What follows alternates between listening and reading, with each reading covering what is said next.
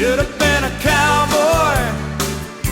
I should have learned to row. What was that one story about beating Alabama? So we were a Division I school. We were Sun Belt school. So we got about 3 to 4 money games a year where you go play Alabama, Auburn, Texas, Texas A&M. What's a money game? A money game is when a big school like in Alabama can have a home game and make $3 or $4 million off of ticket sales, jerseys, all this other stuff. They need to have a warm-up game in their schedule, which is always generally either in the beginning of the season or the week before rivalry weekend, which in this case would be the weekend before they played Auburn. Mm-hmm.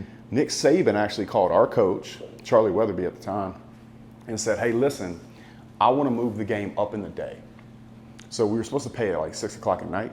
He moved it up in the day. He can get it over with. He can beat our ass, give us our $800 grand, and then go get ready for Auburn. And so we get on the bus because Tuscaloosa was close enough to drive to. We get on the bus, we drive over to Alabama.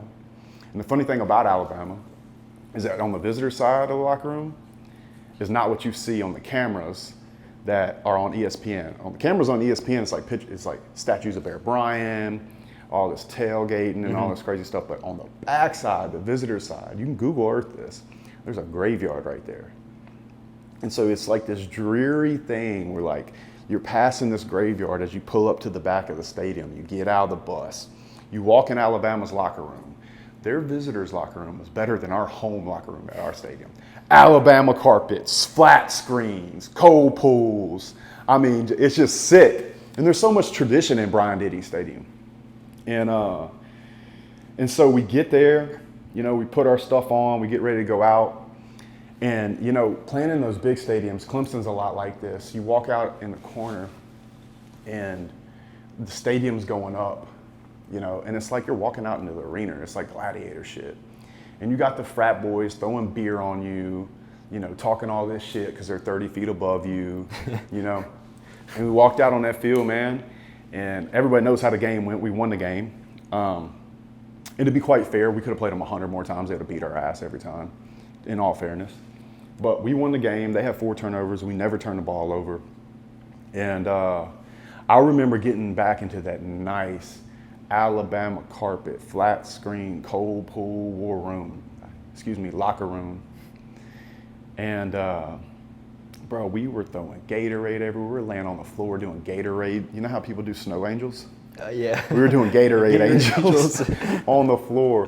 When we got out, bro, there were people like frat boys just screaming at us from behind the gates and throwing shit, and our parents were out there all happy.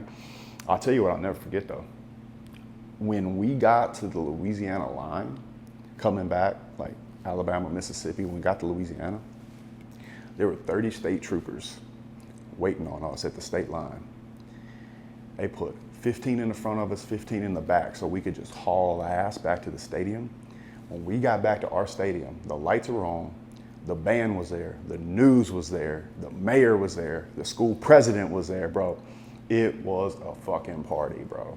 And it must have been 2, 3 o'clock in the morning by the time we got back. But yeah, man, it was a good day. It was a good day. I'll never forget it.